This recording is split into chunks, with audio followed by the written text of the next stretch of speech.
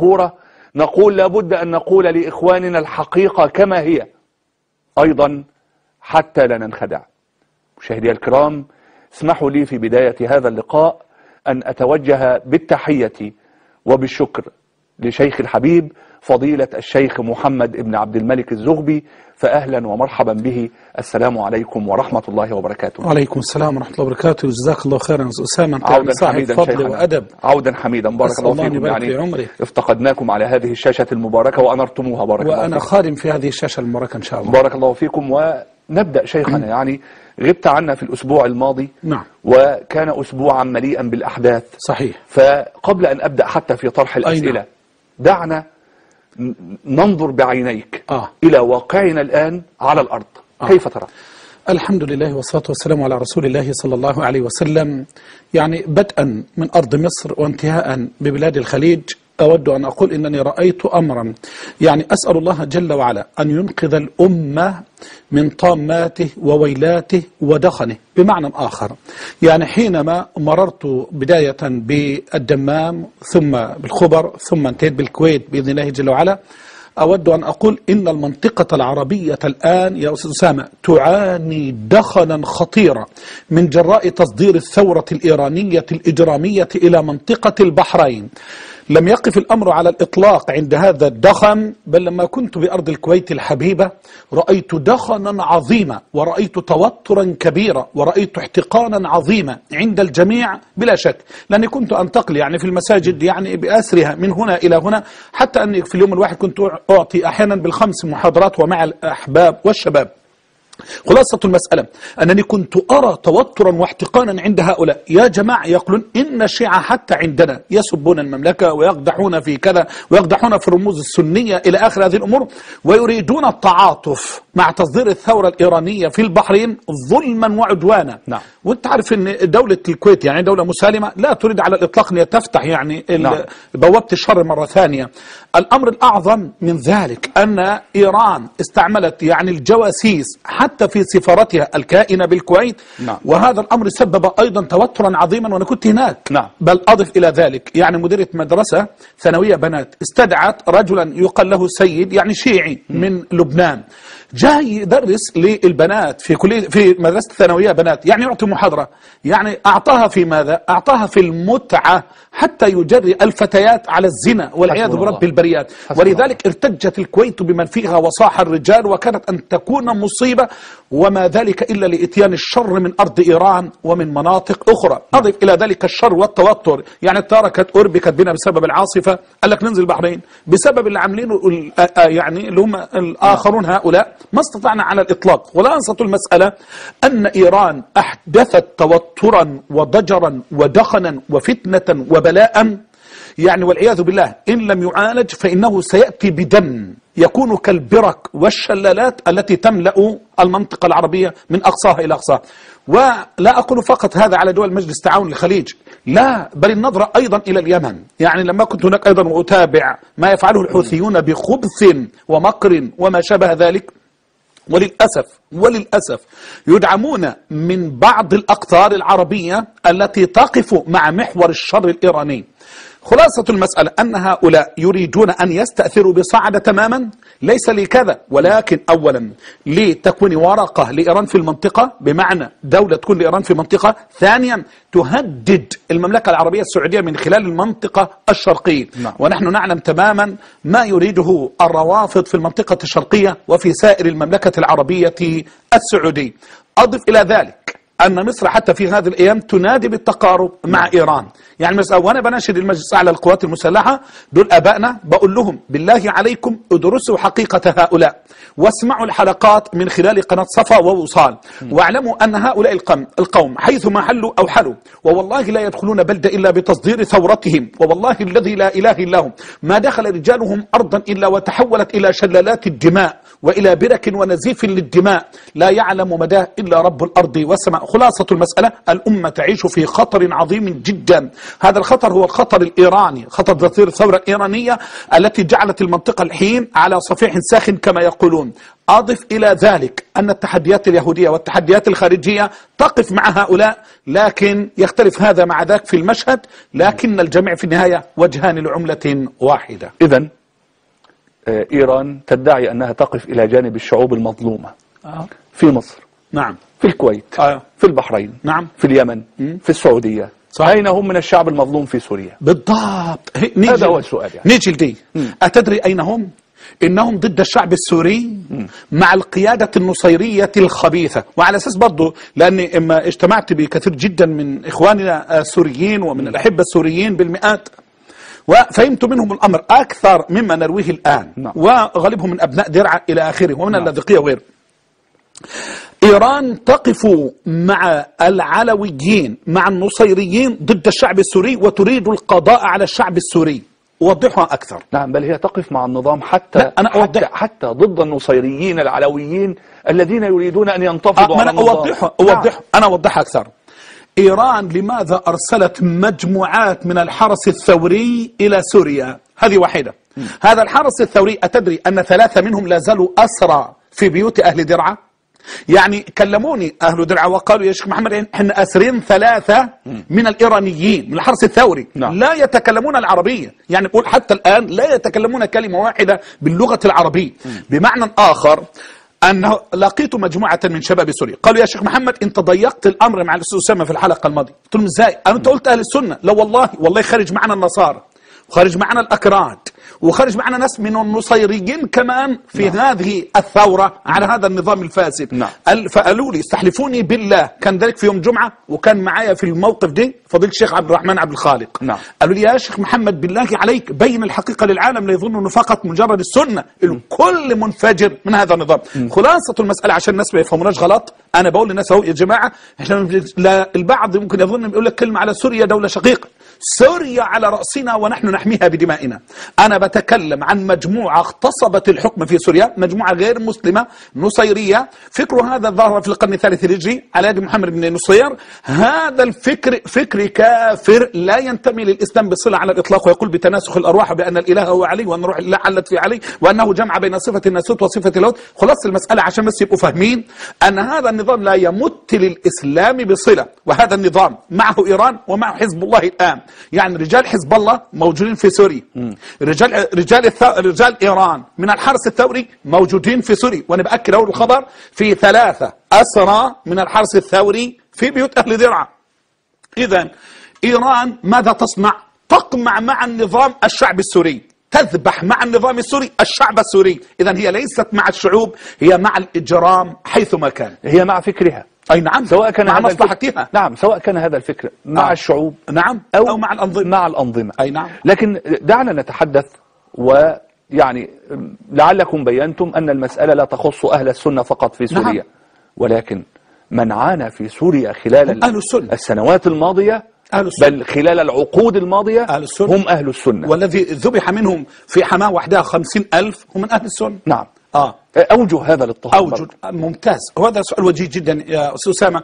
برضو أنا بطمن المشاهدين إنني ما أعددت المادة وحدي على الإطلاق، ولكن الاتحاد مع أبناء سوريا من كافة المحافظات. نعم. على أساس ما يقال إنني أقول كلاما نظريا أو أنني بأرض مصر وأقول كلاما نظريا. أول حاجة أستاذ أسامة، تجلى هذا الاضطهاد في الفترة الأخيرة في إقالة 7 من أساتذة كلية الشريعة بدمشق، بجامعة دمشق. أقلوا 7 أساتذة من كلية الشريعة، يعني أساتذة شرعي. لماذا؟ من أهل السنة. أتدري لماذا؟ لأن مجموعة الأساتذة 7 أرادوا مناهضة المشروع الإيراني في تصدير الثورة الإيرانية إلى سوريا بأسره، لأنهم طالوا دمشق وانتشر بها النظام الشيعي الرافضي وتصدير الثورة الإيرانية مع الاضطهاد التام لأهل السنة. يعني مثلا لو يقولوا احنا عايزين نعمل مسجد، الشباب يقولوا لي والله العظيم يا شيخ محمد 3 سنين وما يستخرج لنا الأمر أو الرخصة.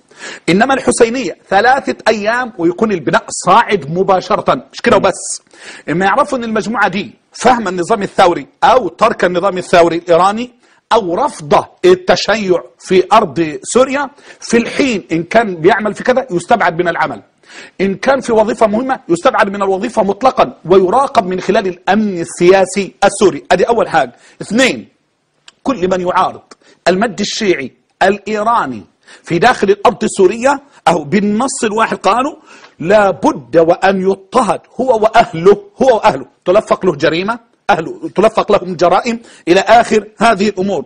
بقول لك كمان مش كده بس، لو وقف أمام مشروع سواء كان بناء حسينية أو بناء مأتم أو ما شابه ذلك فورا العقوبة تكون من جنس ما ذكرت سابقا. ثلاثة، المضايقات التي تتعرض لها المعاهد الشرعية السنية مش في دمشق، في كل سوريا، في أنحاء سوريا.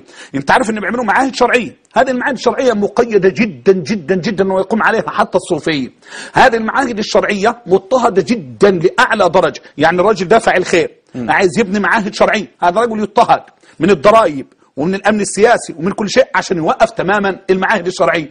في الوقت اللي وصل عدد الحوزات فيه في دمشق وحدها، ودي أول مرة تتقال على فضائية، عدد الحوزات حوزات. أيوة حوزات. نعم. تنطق حوزات يعني وحوزات، يعني ليست حسينيات أبدا أبدا. يعني الحوزات هذه علمية، هذه لتدريس المنهج الشيعي. المنهج الشيعي نعم. 12 عددها في دمشق يا أستاذ أسامة 39. نعم 39 حوزة، 39 حوزة علمية. أنا بقولها إيه، وإن كان أحد هناك في دمشق عنده غير اللي بقوله يتصل ويكذبني الحين، لا خد اللي جاي أخطر منها يا أستاذ أسامة.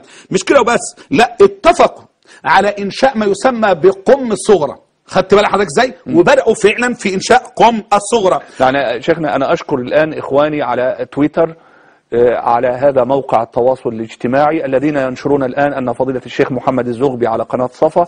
أنا متابع لكل مواقع التواصل الاجتماعي وأنا معكم على الهواء. أشكر لكل إخواني وأرجو منهم بإذن الله تعالى أن ينشروا أيضا مع ما ينشرون تردد قناة صفا على النايل سات. بارك الله فيكم شيخ. تفضل. الحمد لله.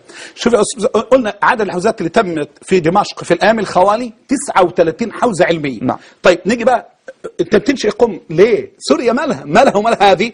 انشأوا قم تسمى بقم الصغرى، هي في اعداد الانشاء الحين قرب مقام السيدة زينب في الغوطة. وانا بحذر اخواننا في سوريا يا جماعة، ارض الغوطة هي ارض الرباط في 3 أحاديث صحيحة صححها الألباني رحمه الله من أقوال النبي صلى الله عليه وسلم، أرض الرباط هي الغوطة، كيف يسمح فيها بذلك؟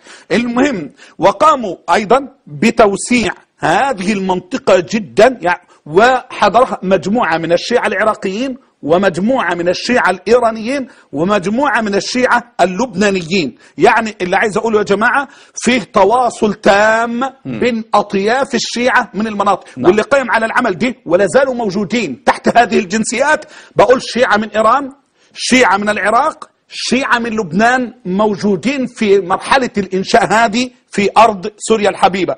بعد كده خد بقى عشان تعرف قناة كوري كمان ايه اللي فيها. الامر اللي بعد كده استدعاء الامن العسكري السوري اللي هو الامن السياسي. نعم. لعدد كبير جدا من خطباء الجمعة في حوران. نعم. استدعوا، يعني ممكن نقول استدعوا كل ائمة وخطباء حوران. نعم. ايه اللي حصل؟ الطلب وحيد، هاجموا قناة صفا ووصال. كان الطلب الوحيد، والإخوة جزاهم الله خير كتبوها ونزلوها اللي هم الإخوة الأئمة ونزلوها على كل مواقع النت الحين. قالوا لهم احنا عايزينكم تقولوا للناس، لأن أهل سوريا بالإجماع بيشاهدوا صفا ووصال. يعني ممكن ما بيشوفوش قنوات ثانية مصرية دينية، لكن المشاهدة في سوريا رقم 1 هي صفا ووصال. فقالوا لهم احنا عايزينكم تقولوا في خطبة الجمعة إن صفا ووصال دول القناتين دول تابع اليهود بتمويل يهودي على اساس احداث فتنه طائفيه. ان كان بيجي لك تمويل يهودي والله ما كانش ده يبقى حالنا والله. يجي لي من نتنياهو لا حول ولا قوه انا لله وانا اليه راجعون. انا بقول لك اهو. فالامن السياسي حتى في الايام الخوالي في ايام الثوره هذه استدعوهم اكثر من مره. قصد من الاستدعاء مهاجمه زي ما قلت حضرتك صفا ووصال. نظرا للاقبال الكبير في اقبال الشارع السوري على مشاهده القناتين. أضف لي كده نقطة أخيرة، أن عددا كبيرا من المشايخ في درعا، عدد كبير أوي جدا في محافظة درعا وريف درعا استدعوا أيضا في الأيام الخوالي. إيه المطلوب؟ قالوا إحنا عايزينكم تشنوا حملة كبيرة جدا على صفا ووصال. يبقى إحنا خلصنا من حوران، جينا فين؟ لدرعا وريف لدرعا. طب نرجع لحوران. معي الآن أبو عمر متحدثا من بريطانيا وهو سوري الجنسية من حوران. السلام عليكم ورحمة الله وبركاته. السلام عليكم. وعليكم السلام ورحمة الله وبركاته. كيفك يا شيخنا؟ حياك الله. كيف صحتك يا شيخنا؟ أسأل الله أن يبارك في عمرك، حفظك ربي. بحبك بالله. أحبك الذي يعتني من أجلي، أسأل الله أن ينصركم ويثبتكم. الله يسلمك يا شيخنا، بدنا دعاك يا شيخنا. والله العظيم أدعو في قيام الليل لسوريا أن ينجيها من النصيريين وأن يجعلها قائمة بالشريعة الإسلامية ومحررة لأرض الجولان. لأخوانك في درعا، أخوانك عم بتكتلوا يا شيخنا، مقطوع عليهم المياه والأكل والخبز يا شيخنا، بدنا دعاؤك. يا أبا عمر، أنت تحدثنا الآن من بريطانيا، هل تتواصل مع إخوانك في سوريا الآن؟ نعم يا شيخنا، على خطوط الأردنية عم نتكلم يا شيخنا، مقطوعة الاتصالات. طب أخي الفاضل، يعني طمئنا بارك الله فيكم عن أهم الأحداث الأخيرة، ما وصلك عن نعم يا فضل. شيخنا ما في اشي عندنا، مقطوعة كل اشي. والفرقة الرابعة عندنا والحرس الثوري هالكفار هالزنادقة وجماعة حسن نصر شاحوطي هذا تبع حزب الله الكافر. بارك الله فيك يا أبا عمر. يا شيخنا يا أبا عمر، دعاءكم. نعم. يا أبا عمر، يعني حدثنا الشيخ الزغبي منذ قليل عن انتشار التشيع في الآونة الأخيرة في سوريا، ماذا عن هذا الخبر؟ كله من الكافر رستم غزائي الصندوق.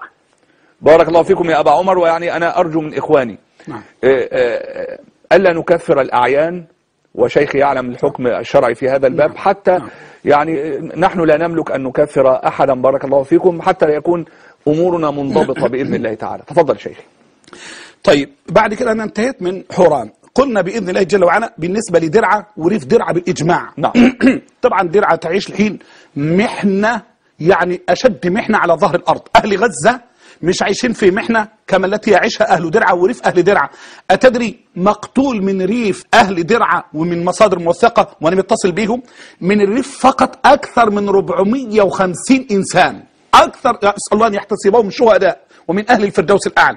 ريف سوريا فقط، ريف درعا. نعم. ولذلك اللي أنا عايز أوصله لك، عدد الذين أسروا من ريف درعا برضو يعني لا تقل إنهم مئات بل هم آلاف. خلاصة المسألة إن استدعوا هؤلاء من ريف درعا ومن درعا الأئمة والخطباء والدعاة والوعاظ والعلماء. تعالوا يا جماعة، مهمتكم بس في الأيام دي عما نبث الاستقرار في أرض سوريا مهاجمة صفا ووصال. يبقى أنا عندي كده ما عاد عندي مشروع إلا مهاجمة صفا ووصال.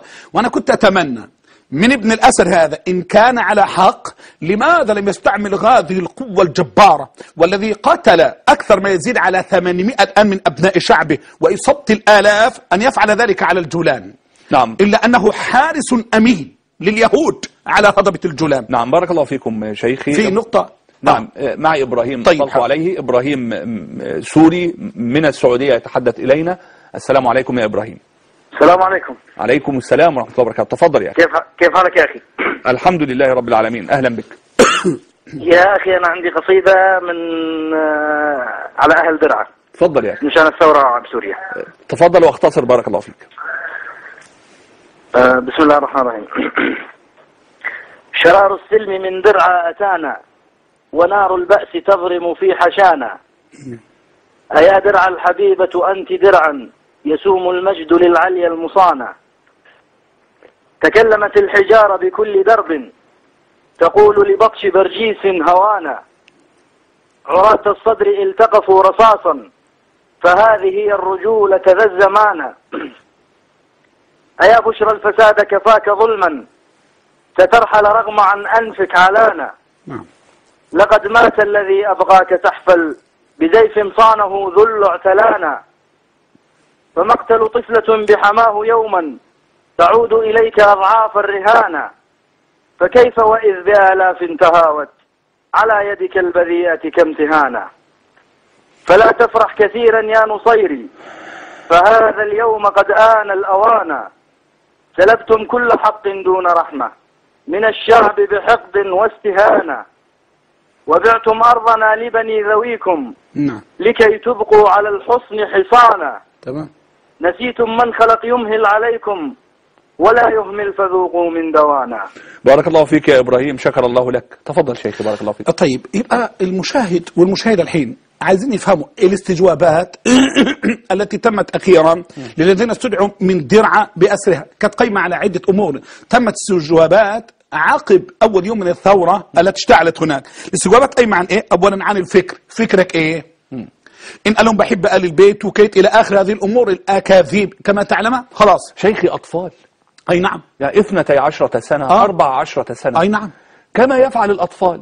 شاهدوا التلفزيون، نعم، رأوا في مصر وفي تونس وفي غيرها الشعب يريد إسقاط النظام، نعم، كتبوها على الحوائط، نعم، خلعت أظافرهم، أي نعم، ومزقت جلودهم. يعني ما ذنب أطفال يعاملوا كأطفال. قلت لك هؤلاء يهود، النصيريون يهود ليس عندهم ذرة من إيمان، لا يرقبون في مؤمن إلا ولا ذم. ولذلك يا أستاذ أسامة استجوابات عن الفكر وعن المرجعيات، نعم، وعن المرجعيات وعن المواقف من الشخصيات الإسلامية والحديثة والقديمة. يقولوا إيه رأيك في معاوية؟ إن قال رضي الله عنه يبقى ليلته مش مع الدين. يسألوه مثلا عن مثلا عثمان بن عفان، إن أثنى عليه ليلته مش مع الدين. يسألوه عن علي بن أبي طالب، يسألوه عن كذا إلى آخر هذه الأمور. طب نأخذ اتصال أم طلال. يعني إخواننا المحبون ماله يعني تفاعل معهم. بارك الله فيكم. أم طلال، السلام عليكم. الو، السلام عليكم. عليكم السلام ورحمة الله وبركاته. تفضلي يا أختي. أنا أم طلال من السعودية عم بحكي، أنا مقيمة سوريا. أهلا من اللاذقية يا أخي. أهلا وسهلا. نعم. نحن نعاني من نظام منذ عشرات السنين. أنا من مواليد 82 تقريبا، ومنذ فتحت عيني على هالدنيا واحنا بنعاني من نظام يعني جائر ظالم.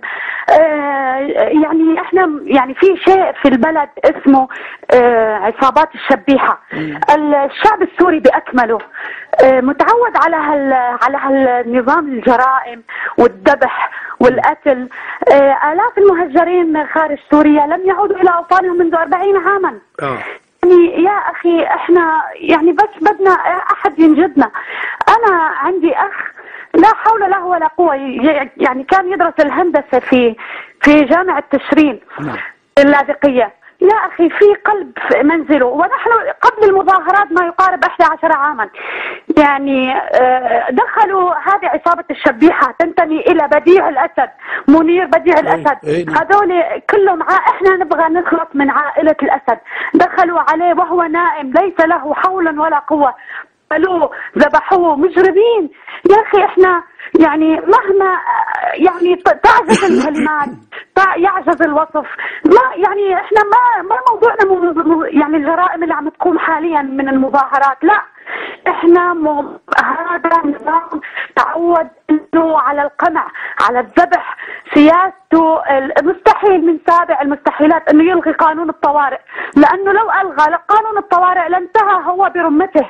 فيا اخي ارجوكم احنا عدم نحكي مع اهلنا باللاذقية. الناس عم تتذبح بالعشرات، عم يفوتوا على البيوت، عم ينتقلوا، عم يذبحوا بغير يعني بدم بارد. يا اخي إنا لله وإنا إليه راجعون. شكرا الله لكم أم طلال. نعم وصلت رسالتك أم طلال. ده أنا عايز أعقب على أم طلال بقول حاجة. نعم. شوف مهجرة من سوريا، نعم، وإخوانها وأقاربها. شيخ كل من يتصل بنا هم سوريون يعيشون خارج سوريا. نعم. كما تعلم يعني من أفضل الناس حقيقة. نعم. مهجرون من سوريا في الوقت الذي يستقبل فيه بشار الأسد هذا الشيعة العراقيين ويوطنهم بأرض سوريا، وأعطى الجنسية لأكثر من 5000 من الإيرانيين. أعطى الجنسية لأكثر من 5000 من الإيرانيين في الوقت الذي يحرم فيه أبناء سوريا في القامشلي وغيرها من التجنيس. نعم. أخش بقى في إكمال. نعم شيخي، يعني كنتم تتحدثون عن درعا. درعا كما يصف الإعلام يقولون درعا فوق صفيح. نعم. أي نعم. لماذا؟ التدري أولا أهل درعا هم يعني بمعنى أصح عشان ما يقالش أنني ببالغ، هم المستهدفون في أرض سوريا حقيقة. لأن أهل درعا كما يذكر التاريخ وكما يذكر الناس عندهم غيرة على دين الله جل وعلا. نعم. عندهم حمية على دين الله جل وعلا. وبعدين تيجي تقوم من 10 سنين بالضبط تزرع لي عندهم التشيع والدخال الحسينيات، وفي نفس الوقت توقف بناء المساجد وتعطل بناء المعاهد الشرعية. ده اللي ولع أهل درعا. وأهل درعا مش ناس عاديين، لا عندهم حمية وعندهم غيرة عظيمة جدا. هذا الذي أجج المشاعر عندهم، وبخاصة بعد ما قلت لفضيلتك نعم ان تاريخ وجود الشيعة عندهم ضبطا انا لقيته في مرحلتين. مرحلة من 10 سنين عن طريق طبعا النصيريين دول دخلوا هذا. طيب ازاي دخلوه؟ قال لك ظهر المدعو اللي ذكره الاخ من شويه زيدان الغزالي. زيدان الغزالي تخرج في كلية الفلسفة، كان من الإخوان المسلمين، ثم بعد ذلك انتقل إلى حركة المرتضى التي كانت زعمها جميل الأسد. مين؟ جميل الأسد. ثم صار رافضيا شيعيا، مش كده وبس، ثم جاءت عليه الأموال من إيران، حتى أنه يمشي في سوريا الآن لا يمشي إلا بالزي الإيراني، لا يمشي بالزي السوري، يعني مشيه طرقاته مجالسه الزي السوري، مش كده وبس. صارت الأموال تأتيه والكتب من المرجعيات مترجمة باللغة العربية، حتى أنه يمشي على المساجد ويمشي على البيوت وعلى الشباب يوزع آلاف الكتب التي تدعو إلى المنهج الرافضي. مش كده وبس، يدعو الشباب إلى التمتع بالحياة وبخاصة إلى المتعة، يعني بالذات يروح للشباب اللي في سن المراهقة وما شابه ذلك يدعوهم إلى المتعة. خد بقى الأشد من دي، من عارضه يدخل المعتقل في نفس الليلة. يعني افرض واحد قبله قال له يا زدان يا غزالي اتق الله، يعني بلاش كتب الروافض، في نفس الليلة يتحط في السجن ويتكلم باسم النصارى ويثني على النصارى ويتكلم على النظام ويدعو لبشار في كل موطن. ناخذ اتصال. طيب. علي من هو سوري مقيم في قطر. علي السلام عليكم. السلام عليكم. عليكم السلام ورحمة الله وبركاته. تفضل يا علي. كيف الحال يا أخي؟ الحمد لله. تفضل يا أخي. بنكلم الشيخ. تفضل حياك الله. السلام عليكم يا شيخ. وعليكم السلام ورحمة الله وبركاته. دعواتك يا شيخ لأهل درعا. حياك الله والنعمة في أهل درعا جميعا. يا شيخ هذا رستم الغزالي. نعم. رستم الغزالي اسم بلده قرفة. أي نعم. عندهم بقرفة يوزع على أهل القرفة 5000 ليرة مشان يتشيعوا. أي نعم. وعندهم مقر للشيعة. نعم. سينفقونها ثم تكون عليهم. نعم. أخي الفاضل، يعني ما يصلك من أخبار عن إخوانك في سوريا؟ ما في اتصالات على سوريا. من عندها تمام. نعم. ما في اتصالات، قاطعين الأرض وقاطعين الموبايل. حتى الكهرباء. طيب يا علي، أنت الآن متابع للثورة السورية، هل ترى أن هذه الثورة ستستمر في طريقها أم أنه من الممكن أن تؤد؟ إن شاء الله ستستمر بإذن الله تعالى. تفضل شيخي بالتعقيب بارك الله. طيب بنقول بإذن الله جل وعلا هذا الولد معه القوات السورية النصيرية في كل مكان، والقصد منه أنه يعمل بسرعة جدا لتشيع أكبر عدد في سوريا. هذا الولد بيعمل حتى الآن في مدينة درعا حي الزهرة إمام لمسجد علي ابن أبي طالب. نعم. طيب والمسجد ده أنا عايز لك ما نعدهاش كده، المسجد ده مسجد أهل السنة، مسجد أهل السنة. نعم. أخذه عنوة وقوة وحوله إلى مسجد شيعي. يعني عشان أبين لك إن النظام هذا اللي بيقول لك دول بيشجعوا على الطائفية، ده هو اللي مجرم وقائم على الطائفية، هو اللي قاعد يسحب من أهل السنة كل شيء اللي هم أهل البلد، هو اللي قاعد يدمر أهل السنة في كل مكان، هو اللي قاعد يستولي على المساجد وعلى المعاهد الشرعية ويحولها إلى حوزات وما شابه ذلك. خد بعد كده يا أستاذنا، ظهر بقى هناك في درعا أيضا عراقي، يعني والعياذ بالله من أشر خلق الله جل وعلا، رافضي. طبعا مش رايح لوحده ولا هو رايح كذا، لا، النظام النصيري اللي جايبه. نعم. برضه يقوم يعني بإكمال المخطط. اسمه جعفر العراقي. هذا عنده حضور وقوم متميز يعني في الكلام والبيان مع الناس جدا. هذا الولد خطير جدا، عمله في درعا يوزع مئات الكتب في الشهر الواحد في محافظة درعا، يدعو ينشئ الحسينيات، رغم أن الولد كما أذكر لفضيلتك هو في الأصل يعني عراقي. نعم. طب جايب الأموال منين؟ جايب الكتب منين؟ أنت في الأصل عراقي وجاي قاعد هنا، يعني في الأصل إنك تأخذ مساعدة معونة أو ما شابه هو ذلك. مخطط. نعم. هو مخطط. بنا تسبب في أول حسينية بنيت في مدينة درعا حي المطار، مجاورة لمسجدين من مساجد أهل السنة بدرعا، وده اللي زاد الاحتقان جدا عند أهل درعا. أيضا الحسينية الثالثة تم بناءها بشكل سريع جدا، حضر افتتاحها مين؟ اللي كانوا بيقولوا عليه معتدل ومش عارف ما إلى آخر هذه الأمور، على أرض أهل السنة اللي هو حسين فضل الله من لبنان. نعم. طيب وعدد كبير من حركة البعث ومن النصيريين، ثم قاموا بدعوة شباب أهل السنة لحضور افتتاح هذه الحسينية. ذهب الشباب وهم لا يدرون شيئا عن التشيع. نعم. أكرموهم وأطعموهم ووزع عليهم الكتب حتى يأخذوا بأرجل هؤلاء، لا أقول بأيدي هؤلاء، بأرجل هؤلاء إلى الهاوية في الفكر. طيب برضو في الشيخ مسكين، بلدة اسمها الشيخ مسكين، أقاموا حسينية تطابق الحسينية الموجودة في مدينة درعا نشاطا وقوة وتوزيعا للكتب والموارد والمال وما شابه ذلك على أنها قايمة بأعمال خيرية. إذن التشيع وجهود نشر التشيع في سوريا على قدم وساق. أيوة. معي عبد الله من الأردن. السلام عليكم. وعليكم السلام ورحمة الله وبركاته. تفضل يا عبد الله. عليكم. أهلا بك ومرحبا أخي. والله في يعني على جناح صفا دائما تغيب وتتغير التردد. نعم نعم. يا ريت انه يظل التردد ماشي. يعني ندعو الله ألا يتم التشويش عليها مرة ثانية فيبقى التردد بإذن الله ان شاء الله. بعدين نعم. في لي اقتراح. تفضل يا أخي. انه الدول العربية يعني مثل السعودية والخليج هذول اللي فيهم المناطق الشيعية يا ريت يمنعوا فتح الحسينيات عندهم وما يقبلوا تنفتح حسينية، يفكروه تفسير كامل، ما يقبلوا يفتحوا الا لما ايران. والله يا عبد الله أمنياتنا كثيرة، ولكن هل من مجيب؟ هذا هو السؤال. شيخي أستأذنكم في فاصل قصير، فاصل ثم نعود إليكم عما قليل بإذن الله تعالى حتى لا ننخدع.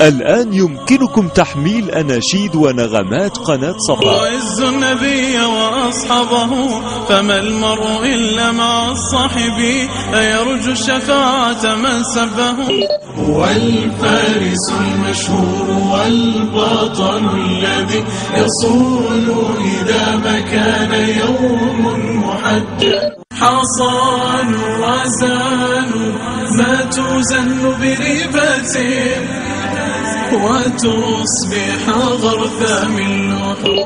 حب الصحابة والقرابة سنة ألقى بها ربي إذا أحيا. للتحميل أرسل رقم الكود المقابل للمقطع الذي تفضله على رقم بلده. ألقى بها ربي إذا أحياني فكأنما آل النبي وصحبه فكأنما آل النبي وصحبه روح يضم جميعها جسداني روح يضم جميعها جسداني. أيها الإخوة والأخوات، وعسى أن تكرهوا شيئا وهو خير لكم.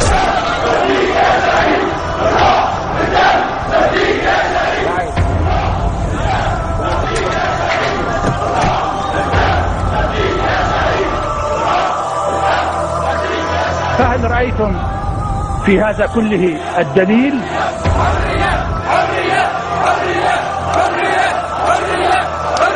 إذن لدينا البديل.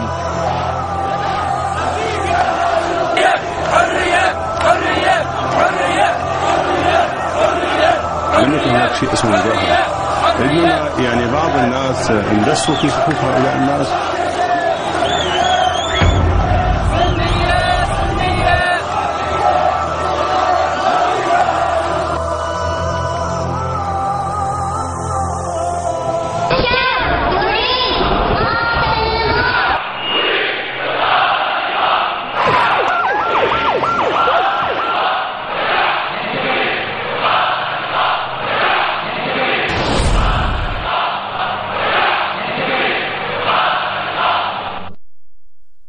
أقام على عهد النبي وهديه حواريه بالفعل يعدل، هو الفارس المشهور والبطل الذي يصول إذا ما كان يوم محجل. وامرؤ كانت صفيات أمه ومن أسد في بيتها لا مرفل، له من رسول الله قربى قريبة ومن نصرة الإسلام نصر مؤثل. فكم كربة ذب الزبير بسيفه عن المصطفى والله يعطي فيجزل. ثناؤك خير من فعال معاشر وفعلك يا ابن الهاشمية أفضل. قام على عهد النبي وهديه حواريه، والقول بالفعل يعدل، هو الفارس المشهور والبطل الذي يصول إذا ما كان يوم محجل.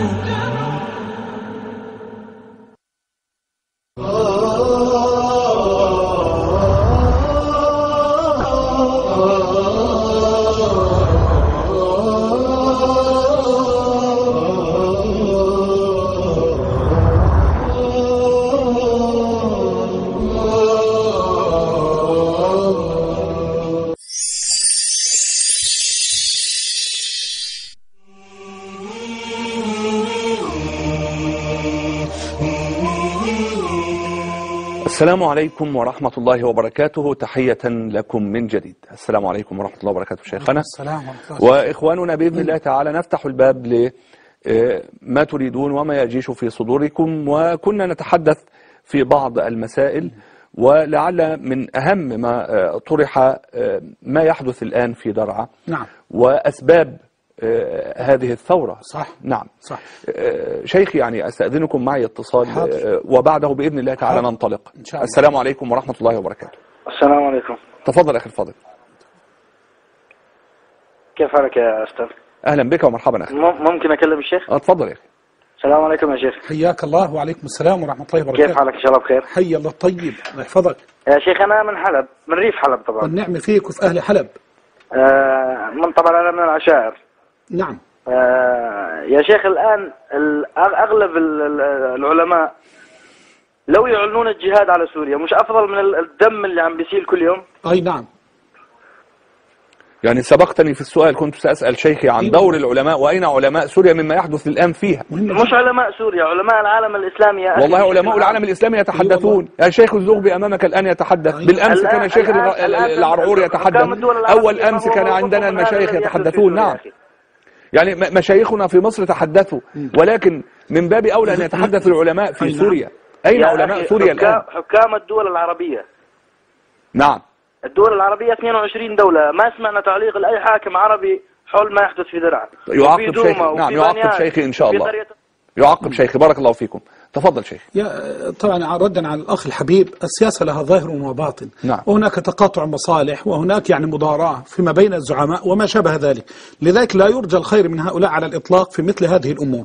لكني أود أن أقول إن سوريا يجب عليها ألا تنتظر نصرة من أحد من الخارج على الإطلاق. نعم. بل عليها بإذن الله جل وعلا أن تحرر أرضها، يعني من عدد ما يزيد على 5% على الإطلاق. وهذا الأمر إنما هو جهاد حقيقي، لأنهم لا أقول يخرجون على حاكم مسلم أبدا، بل على نصيري يجب أن تطهر الأرض منه.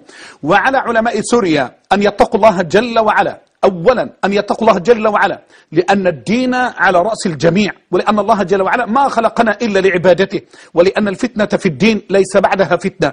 عليهم بإذن الله جل وعلا أن يعلنوا الجهاد، وأن يعلموا الشباب بفقه الجهاد، وأن يكونوا بإذن الله جل وعلا صفا أماميا أمام الجميع في هذا الجهاد بإذن الله جل وعلا، وأن يصححوا النية عند الجميع، وأن يذكروهم بفقه الجهاد والإخلاص في سبيل الله جل وعلا، حتى إذا سقط منهم من سقط فإنه يحتسب عند الله شهيدا بإذن الله جل وعلا. بل أنا أقولها لكل سوري مسلم، اتفقوا جميعا على إطاحة هذا النظام الفاسد، على إطاحة هذا النظام النصيري الذي لا يمت للإسلام بصلة، واحتسبوا الأمر عند الله جل وعلا، ونحتسبكم عند الله شهداء، وبإذن الله تحرر سوريا من هؤلاء المجرمين إن شاء رب العالمين. نعم أماني، السلام عليكم. عليكم. عليكم السلام ورحمة الله وبركاته.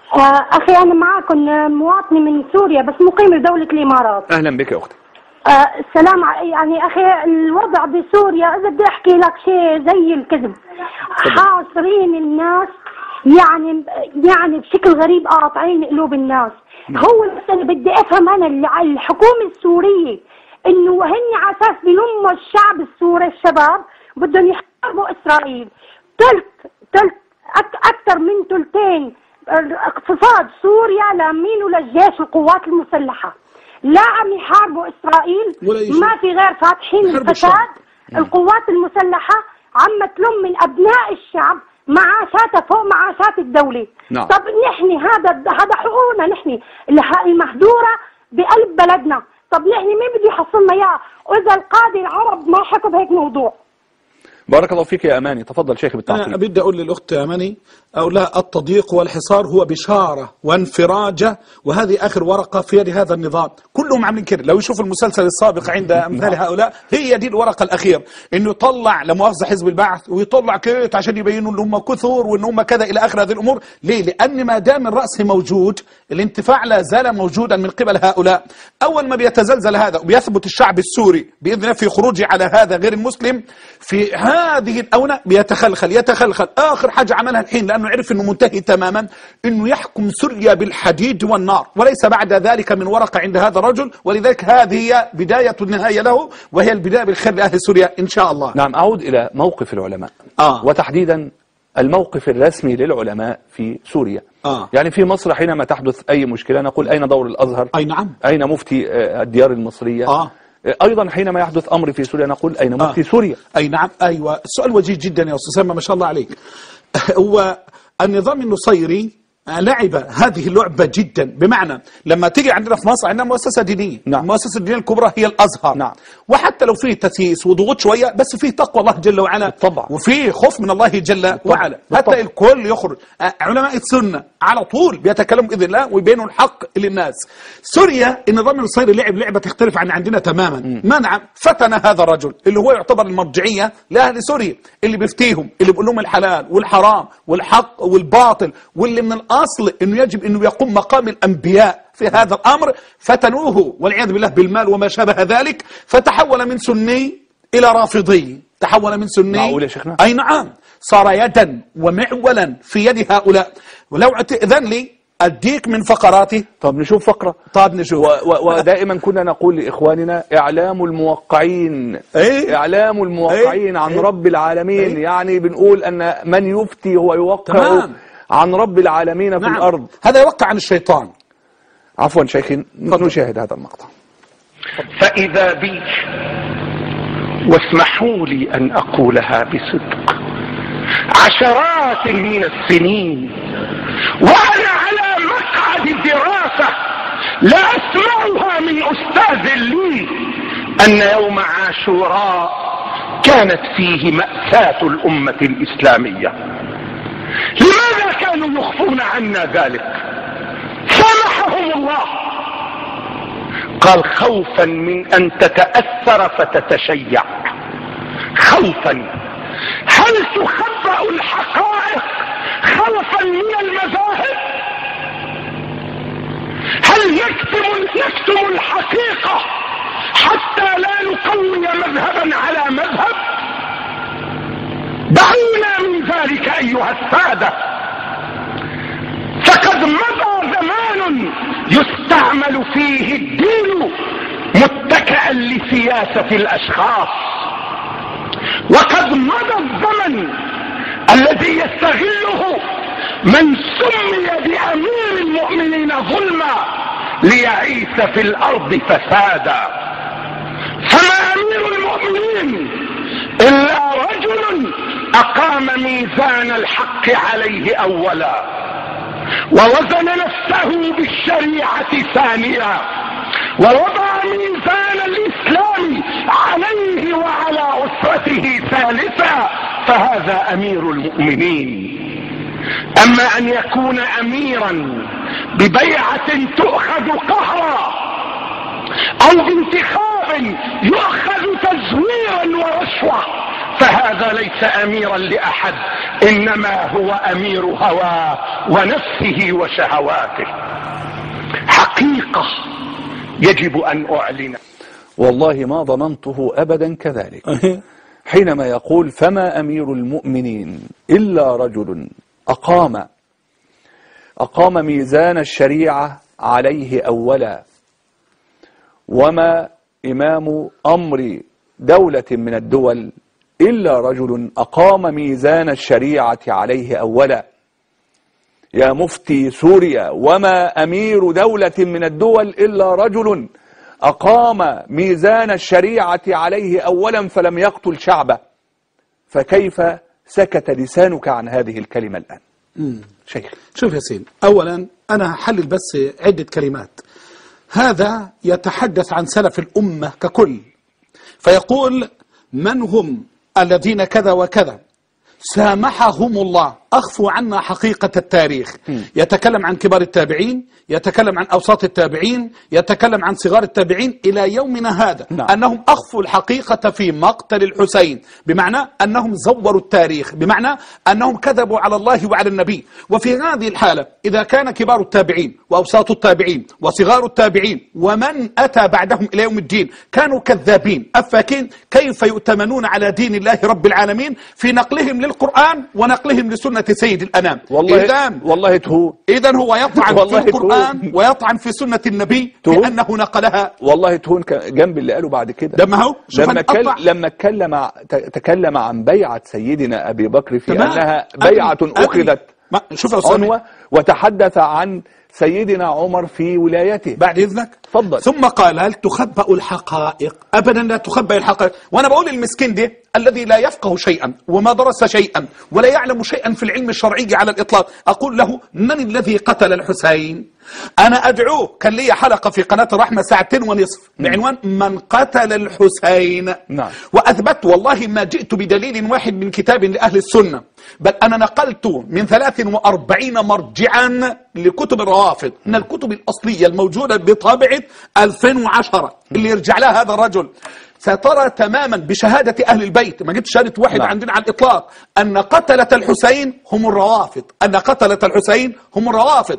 وليقرأ قول زينب، وليقرأ قول السيدة، وليقرأ قول علي زين العابدين إلى آخر هذه الأمور في كتب الروافض، أنه أتت بالأسماء أن قتلة الحسين إنما هم الذين بايعوه بظهر الغيب ثم خانوه وقتلوه.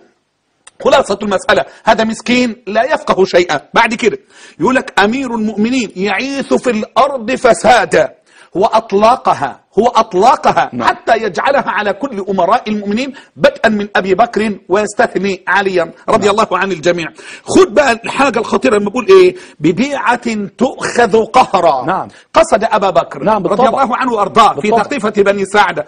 كذب وافترى بل أمراء الأنصار وأمراء المهاجرين أولا، أهل الحل أهل العقد ثانيا، ثم البيعة في المساجد قاطبة. وأعظم دليل أن عليا بايعه مرتين كما ورد في الصحيح، بايعه مرة في أول الأمر ولما تكلم المرجفون ولما تكلم الكذابون من أمثال هذا الرجل أراد علي أن يقطع الألسنة فعاد بعد 6 أشهر فبايع أبا بكر مرة ثانية.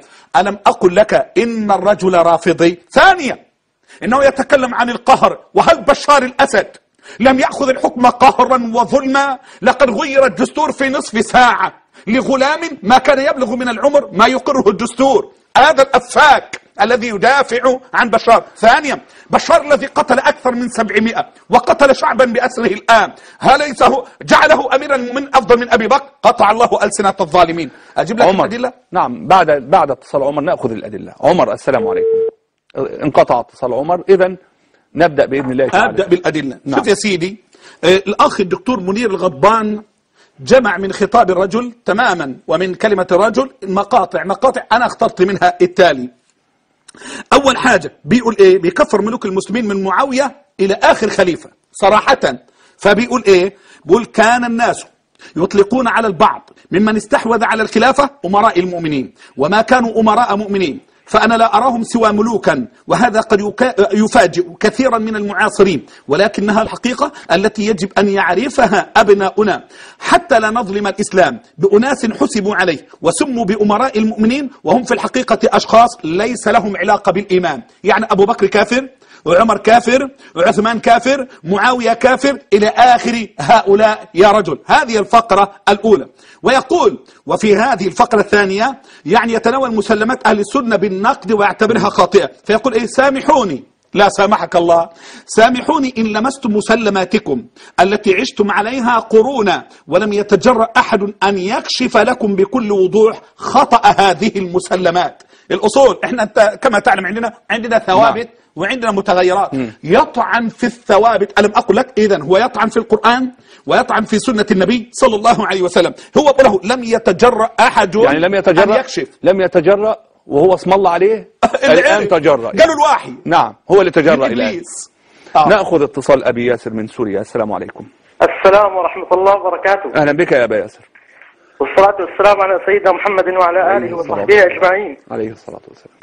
تحية الشيخ الزغبي. حياك الله. وأقول له أن هذا المنافق أخي دون أن نصف. تفضل. طيب هذا ما حد بسوريا بيعترف بالمفتي تبعه. نحن ما نعترف فيه. صح. لأن هذا واحد متشيع، هذا واحد كاذب. صح. هذا واحد بيدعي ادعاءات كاذبة. قل له بس مين فتح بلاد فارس؟ وين كان الفرس ساعة بارك الله فيكم. تفضل شيخ. شوف يا سيدي، نعقب. يعني بنقوله هذا رجل عايز يقول ان ما حدش فاجئكم، سامحوني ما حدش عرفكم، انا اللي اعرفكم. المسلمات اللي عندكم كلها باطل. اول مسلمه عندنا ايه؟ القران يا استاذنا. يقصد ان القران وصلنا عن طريق ابي بكر وعمر وعثمان وما شابه. يقول ان هؤلاء ليسوا بامراء للمؤمنين، دول اهل الدنيا، اذا هم كذابون كما قالها من قبل الخميني عليه لعائن الله جل وعلا.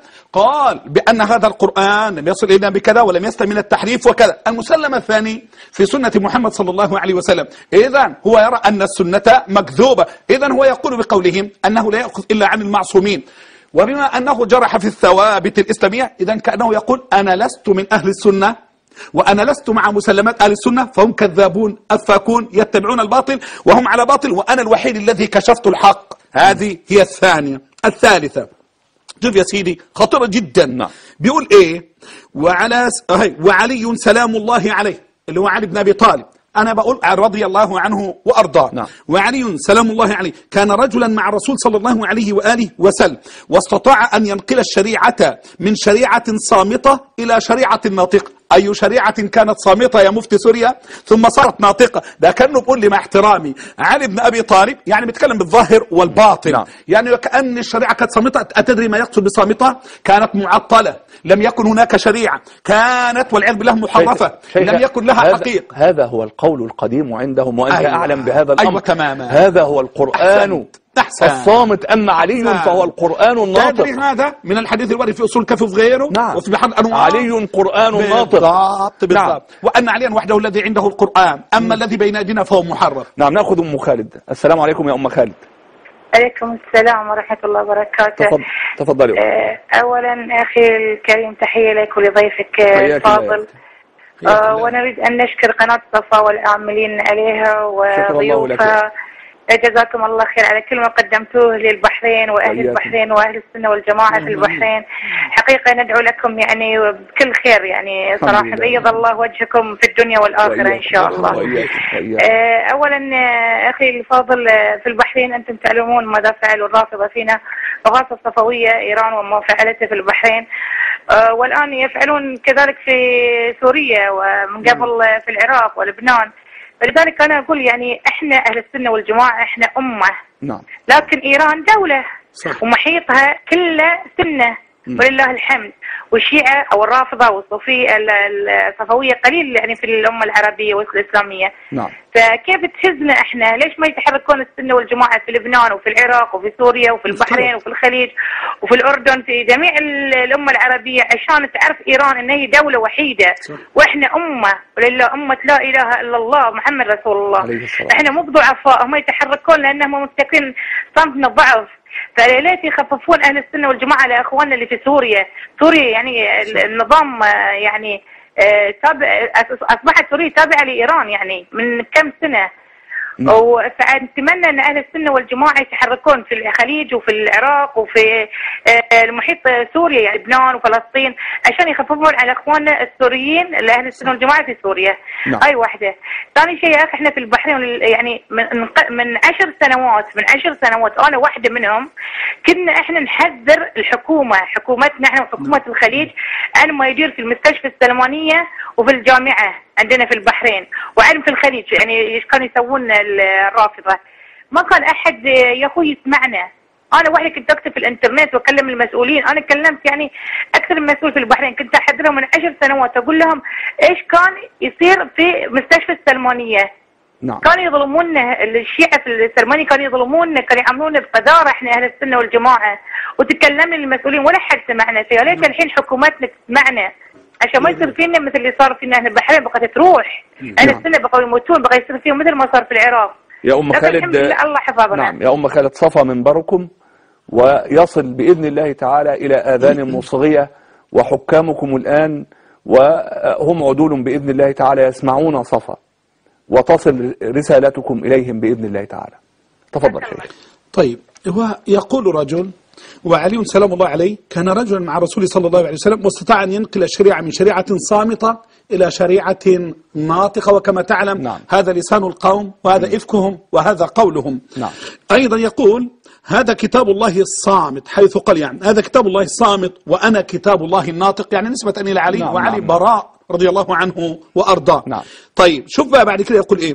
يقول وستبقى هناك فئة تحارب الآل، يعني آل البيت. يعني الرجل هذا يقصد أن هناك فئة ستبقى موجودة وهم أهل السنة والجماعة يحاربون آل البيت. نحن نتقرب إلى الله جل وعلا بحب آل البيت. نعم. نحن ندين لله جل وعلا بحب آل البيت. نحن نعلم تماما أن حب آل البيت إنما هو دين، ونحن الذين نحب آل البيت، أما هم الذين يمقتون آل البيت ويحاربون آل البيت ويشوهون صورة آل البيت وحرفوا الدين الذي عليه آل البيت، وأهل البيت منهم براء. والله ما مات واحد ولا قتل واحد من أهل البيت إلا وله شهادات في كتب القوم تتبرأ من القوم بالكلية وبأنهم أعداء آل بيت النبي صلى الله عليه وسلم. شيخ أستسمحك نأخذ اتصال أبي عبد العزيز، وأعتذر على الإطالة يا أبا عبد العزيز. السلام عليكم. السلام عليكم. وعليكم السلام ورحمة الله وبركاته. بسم الله والحمد لله والصلاة والسلام على محمد بن عبد الله وعلى آله وأصحابه أجمعين. السلام عليكم شيخ محمد. أهلا وسهلا. وعليكم السلام ورحمة الله وبركاته. الكويت كلها مشتاقة لك يا شيخ محمد. والنعم فيكم يا أهل الكويت، يا أهل الفضل والكرم والرحمة. منطقة الفحيل مشتاقة لك. وأنا أحبكم في الله وتقرب لله بحبكم. نحن نريد أن نوصل يا شيخ محمد أن أين القنوات العربية، أين القنوات الإسلامية إلا من رحم ربي. نعم. مثل قناة صفا القنوات الإسلامية المباركة. هناك تعتيم كامل لما يحدث في سوريا من اضطهاد وقمع من هذا النظام العلوي الفاسد. نعم.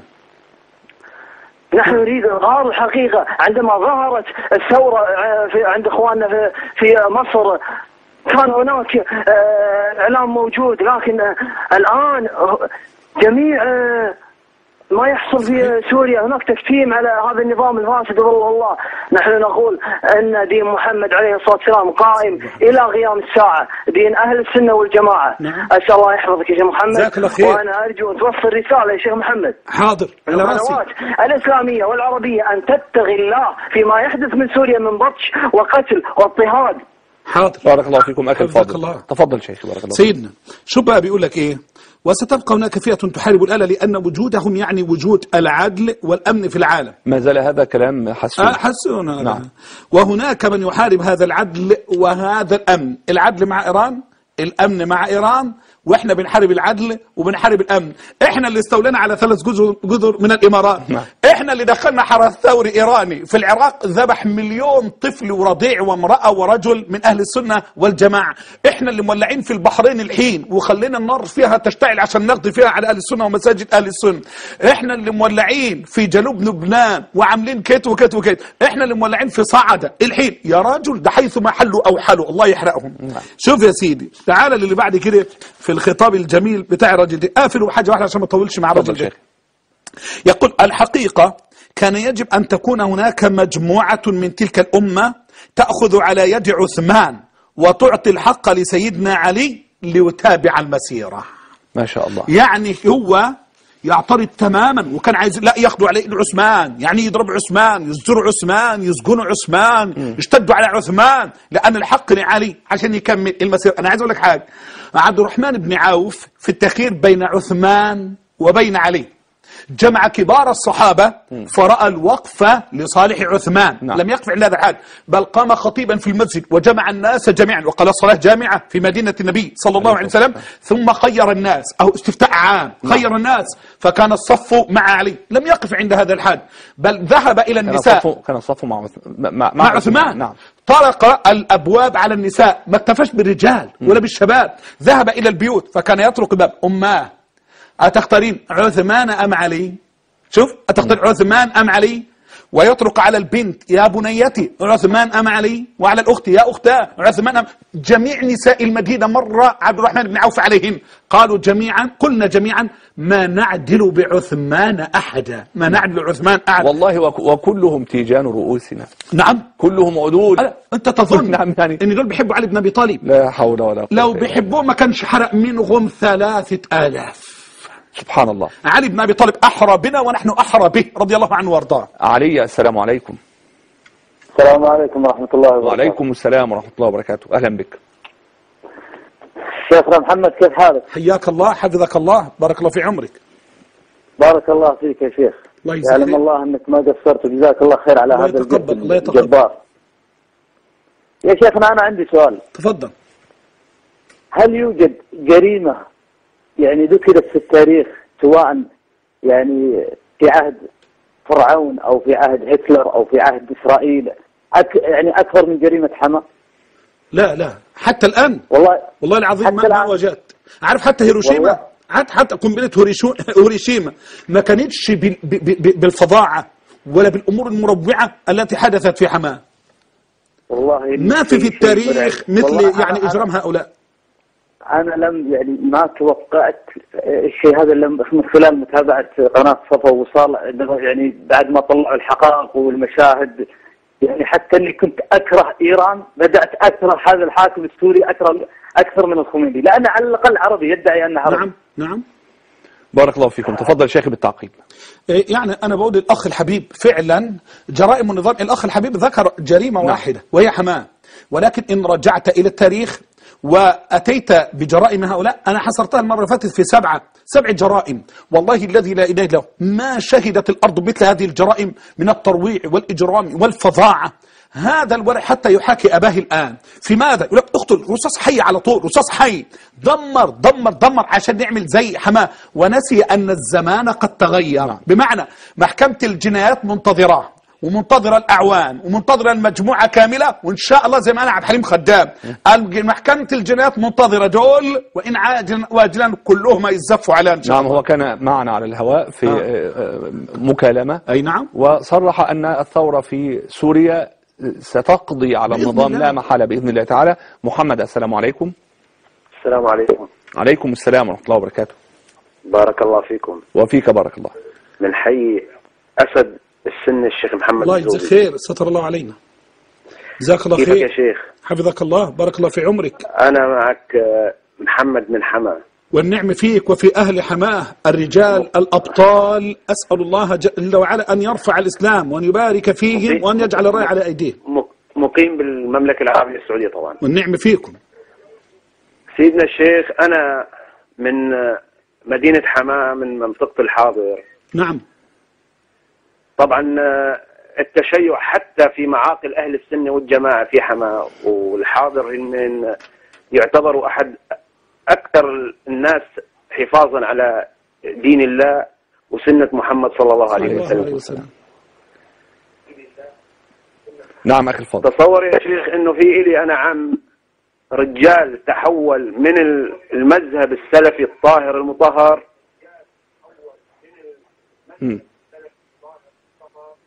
إلى إنسان حاليا يشيع بأهالي حماه. أسأل الله أن يهديه، أسأل الله أن يهديه أو أن يأخذه. وتسمح لي إنه أذكر اسمه لهذا الإنسان؟ لا يا أخي الفاضل بارك الله فيكم، استر عليه يعني بارك الله فيكم. على الله أن يهديه. بارك الله فيكم شيخي.